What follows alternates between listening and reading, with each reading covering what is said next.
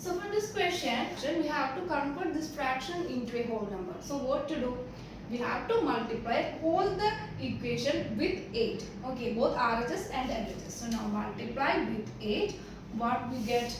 16x square minus 8x plus 1 is equal to 0. We also multiply 8 with this 0 and we get 0. Okay. So this is this is in a standard form. So sum should be minus 8 and the product of the factors should be 16 times 1, that is 16. Okay, 16 times 1, that is 16. So minus 8 and 16. There should be minus 8 and the product of two factors should be 16. So which are the numbers? Times 4 is 16. Here the sum should be minus 8, which means minus 4 and minus 4. On adding we get minus 8, on multiply we get 16. So the roots are, the factors are minus 4. So we can split the middle term like 16x square minus 4x plus 1 is equal to 0. Okay. So now from these two terms we have to take 4x outside. The remaining terms are 4x minus 1. And also here minus 4x plus 1 is there. We have to take 4x minus 1 inside the bracket. So what to do? We have to take minus 1 outside. Then what's happening? 4x minus 1 will be in the bracket. Okay, which is equal to 0. So now inside the bracket is same, 4x minus 1. Okay, so from this we have to take outside the 4x minus 1. Then the remaining terms are 4x minus 1. Okay, here, so 4x minus 1 is equal to 0, that is 4x is equal to 1, then x is equal to 1 by 4.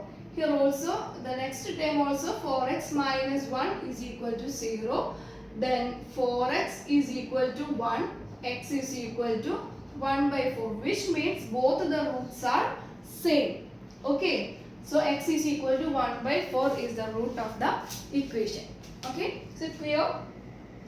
So now the final and the last sub question from the exercise, that is fifth one, 100x square minus 20x plus 1 is equal to 0. Here the sum should be the middle term minus 20 and the product should be 100 times 1. Okay, product of these two, which is equal to 100. So sum of the two numbers should be minus 20 and the product of those numbers will be hundreds. Which are the numbers? We can easily say that minus 10 minus 10. On adding minus 10 minus 10 we get minus 20 and on multiplication we get positive 100. Okay, so we have to split the term like this, 100x square minus 10x plus 1 is equal to 0. Okay, so from this two equation we take 10x outside. Then what is in bracket? That is 10x minus 1. Here the term is minus 10x plus 1. We have to keep the same term inside the bracket. So we have to take minus 1 outside. Then what happening? 10x minus 1 inside the bracket. Okay, did you understand the step? To make the same terms inside the bracket, so from this two terms we take minus 1 outside, then the terms are same, that is 10x minus 1. Now we have to equate like 10x into 10x minus 1 is equal to 0, that is this will be 0, 10x minus 1 is equal to 0, 10x is equal to 1, then x is equal to 1 by 10. So one of the root is 1 by 10. Similarly 10x minus 1 is there, that is 10x minus 1 is equal to 0. Then 10x is equal to 1, then x is equal to 1 by 10. So both the roots are same, that is x is equal to 1 by 10. Is the method of factorization for find out the roots of the quadratic equation. Hope it is clear for you. If you have any doubts, please ask me in the comment section. Okay, that's all for the day. Thank you. This is Ramans and it's me, Priska Joseph. So the second question from the exercise 4.2. Find two numbers whose sum is 27 and product is 182. We have to find the two numbers given that their sum is 27 and their product is 182. So let the first number be x. Okay, and given that sum is 27, which means one number is, first number is x, the next number should be 27 minus x. Am I right? Two numbers are there and their sum is 27 and one number is x and the other number will be 27 minus x. Okay, and their product is 182. Product means x times 27 minus x is equal to 182. Okay, so on expand we get 27x minus x square is equal to 182. Rearranging this equation, we write x square minus 27x plus 182 is equal to 0. Okay, so we have to find out the roots. So what to do? Sum of the two factors are minus 27 and the product is 182. Okay, so which are the numbers? The sum should be minus 27 and the product should be 182. Which are the numbers? Same. If we consider two numbers 13 and 14, their sum should be 27. If negatives, then their sum should be minus 27. And what are the products? Let me check. 4 times 3 is 12. 8. Okay. 182. So their product should be 182. So we can select minus 13 and minus 14.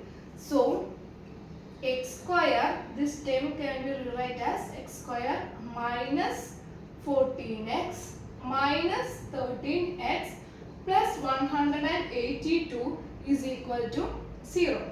Okay, so x square, we have to consider these two terms and we have to take x outside, then the remaining terms are x minus 14.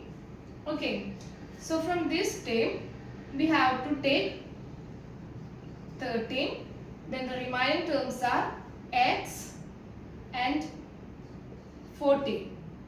If we take minus 13, then we can write minus 13 times x minus 14.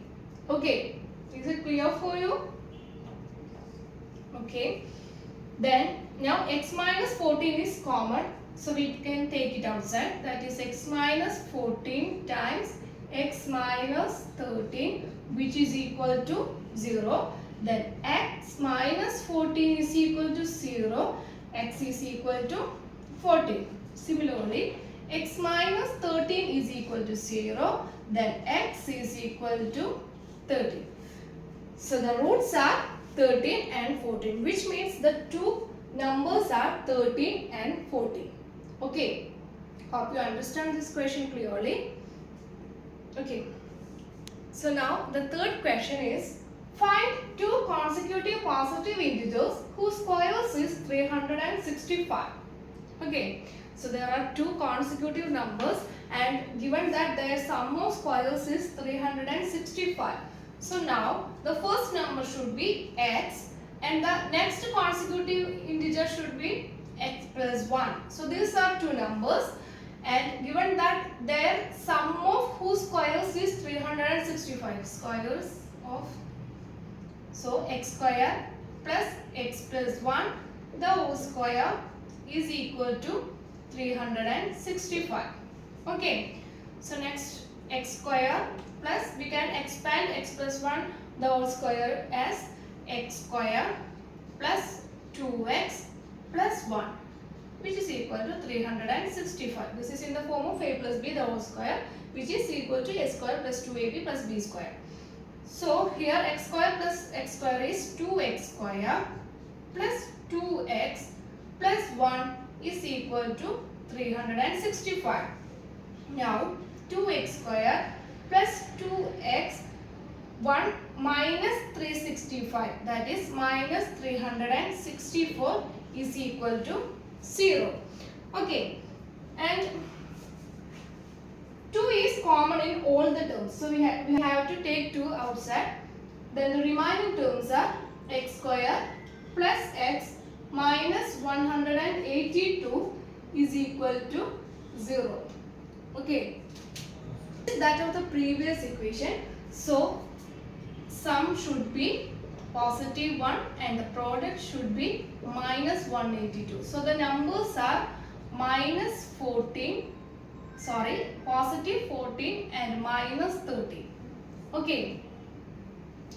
Then we have to rewrite this x as x square plus 14x minus 13x minus 182 is equal to 0. So from this two terms we take x outside, then the remaining terms are x plus 14. Here we have to take 13 outside, that is we have to take minus 13 outside, then the terms are x plus 14. Okay, so x plus 14 is common, we take x plus 14 outside, that is x plus 14 into x minus 13, which is equal to 0. X is equal to minus 14 and here x is equal to positive 13. So minus of x is minus 14 and 13, which means there are two for this equation, that is minus 14 and plus 13, and it's clear that two consecutive positive integers.